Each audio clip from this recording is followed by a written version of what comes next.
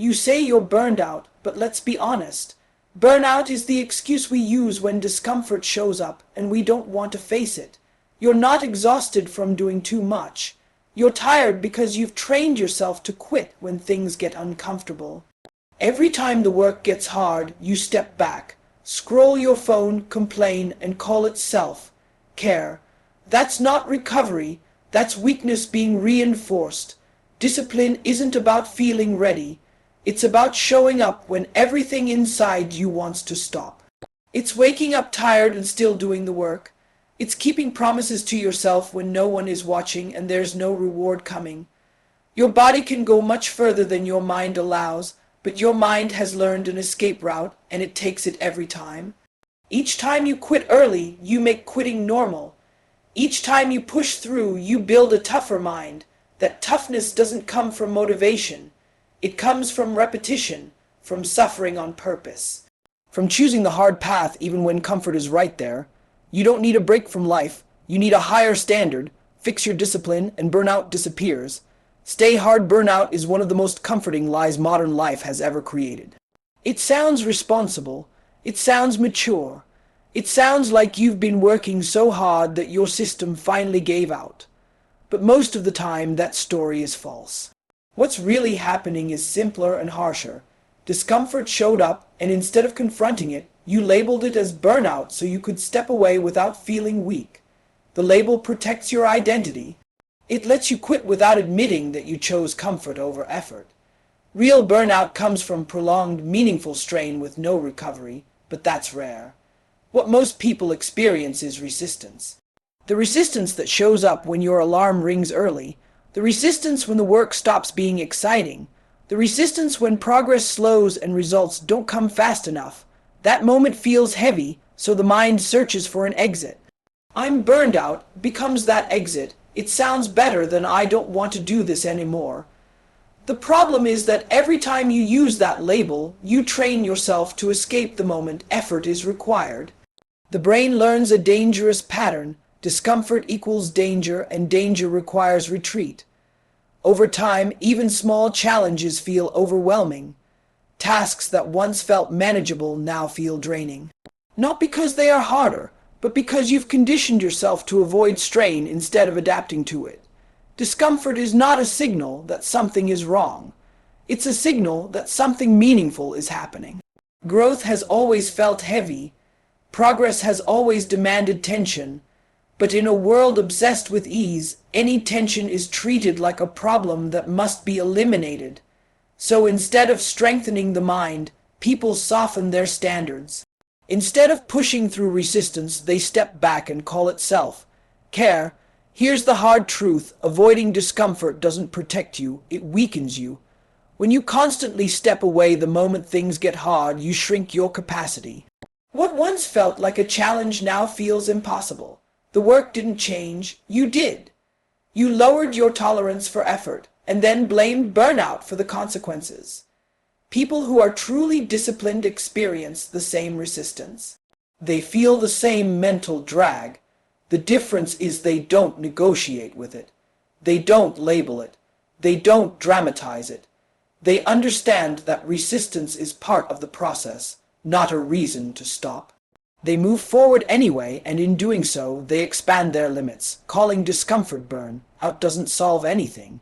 It delays the inevitable confrontation with yourself, because the work will still be there tomorrow.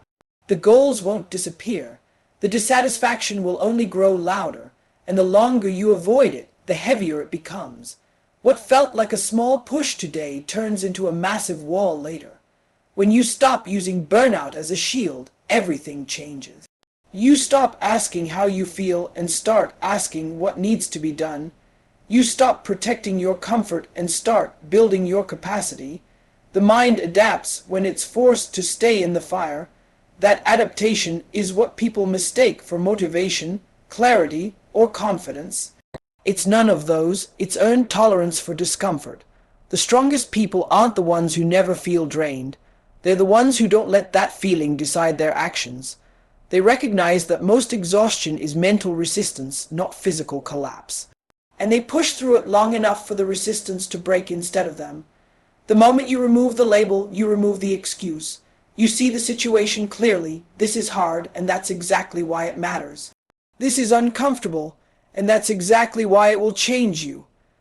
When you accept that truth, you stop running from effort and start building the kind of discipline that doesn't need motivation, doesn't need validation, and doesn't disappear when things get tough. Your body is not the weak link. It never has been. Long before your muscles give out, long before your lungs are actually empty, long before your energy is truly gone, your mind steps in and tells you to stop. That voice feels convincing because it sounds like self-protection. It says you've done enough. It says you deserve rest. It says pushing further is dangerous. But in most cases, it's lying. It's not protecting you from harm. It's protecting you from discomfort. The human body is designed for stress. For thousands of years, survival depended on enduring hunger, cold, fatigue, and uncertainty. The body adapted to those demands by becoming incredibly resilient. What hasn't evolved at the same pace is the modern mind, now surrounded by comfort, convenience, and instant escape. Because of that, the mind has grown intolerant of strain. It reaches for the stop button at the first sign of difficulty. When you feel like you can't go on, that sensation is rarely physical failure. It's a mental signal triggered by unfamiliar effort. The brain is wired to conserve energy, and when it senses prolonged strain, it tries to shut things down early. Not because you're actually done, but because it wants to avoid uncertainty and discomfort. That's why people quit workouts halfway through, abandon projects at the first setback, and walk away from goals the moment progress slows. The danger is not that the mind tries to stop you. The danger is that you listen to it every time. Each time you obey that signal, you reinforce the idea that quitting is the correct response to discomfort. The next time the signal shows up, it arrives faster and louder. Over time, your threshold for effort collapses. What once felt like a challenge now feels unbearable. Elite performers understand this difference. They don't interpret mental resistance as a stop sign. They see it as a checkpoint. They know that when the mind starts screaming, the body is often just getting warmed up. That's the zone where real adaptation happens. Strength is built there. Endurance is built there. Mental toughness is built there. This doesn't mean ignoring real injury or genuine physical breakdown. It means learning to separate true limits from perceived limits. Most people never test that boundary. They assume the first feeling of fatigue is the end, when it's usually just the beginning. The body still has reserves. The nervous system can still fire. The muscles can still produce output. But the mind wants certainty, and quitting provides it. When you push slightly past the point where the mind says stop, something powerful happens. The fear dissolves, the discomfort stabilizes. You realize you didn't break. That experience rewires your perception of effort. The next time the signal appears, it holds less power. You've proven it wrong before. This is how resilience is built, not through motivation, but through repeated exposure to discomfort without escape. The body learns it can handle more. The mind learns it doesn't get to decide everything. That shift changes how you approach every area of life. Work, relationships, health, discipline, all of it improves when you stop letting the mind quit on behalf of the body. Most people live far below their physical and mental capacity, not because they lack ability, but because they obey every internal signal without question. The strongest people aren't fearless. They simply don't confuse mental resistance with actual failure.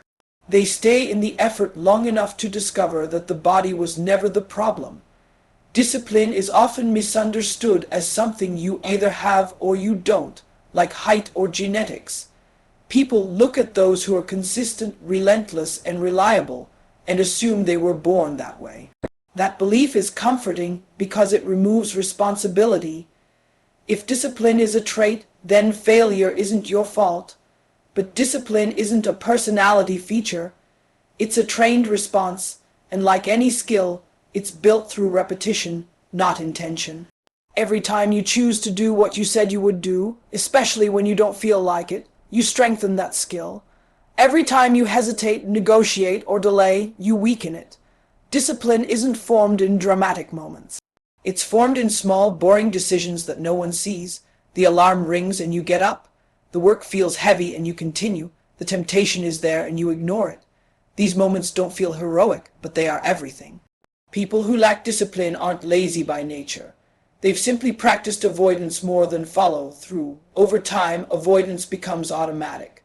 The brain learns that discomfort leads to escape, not action. This is why motivation feels unreliable. Motivation is emotional. Discipline is behavioral. One depends on how you feel. The other depends on what you've trained yourself to do regardless of feeling. You don't become disciplined by waiting for confidence or clarity. Those come later as byproducts.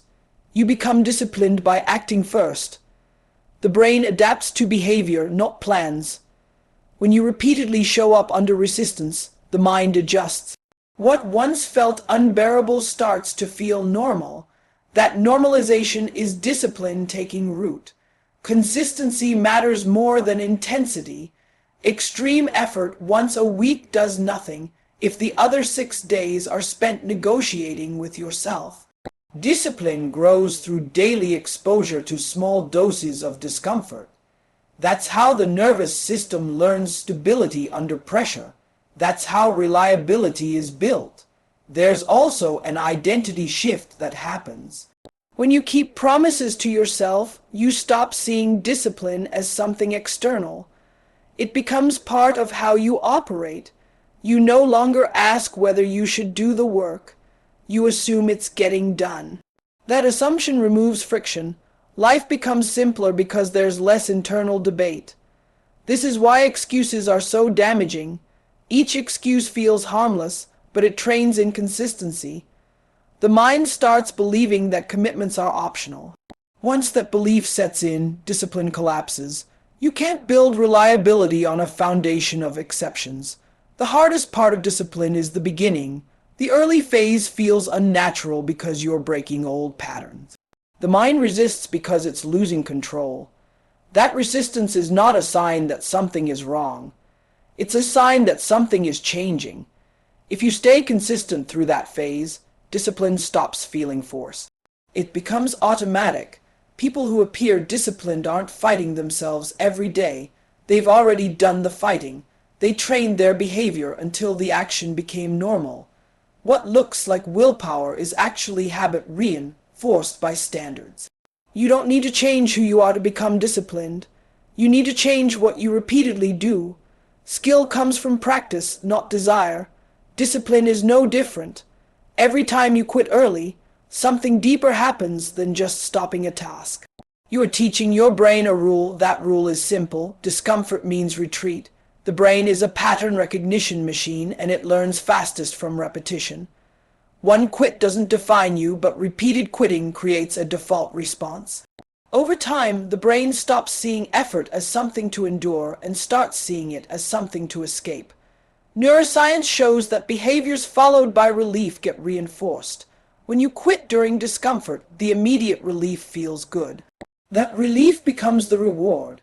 The brain remembers it. The next time discomfort appears, the brain pushes harder for the same escape because it knows relief is available. This is how quitting becomes automatic.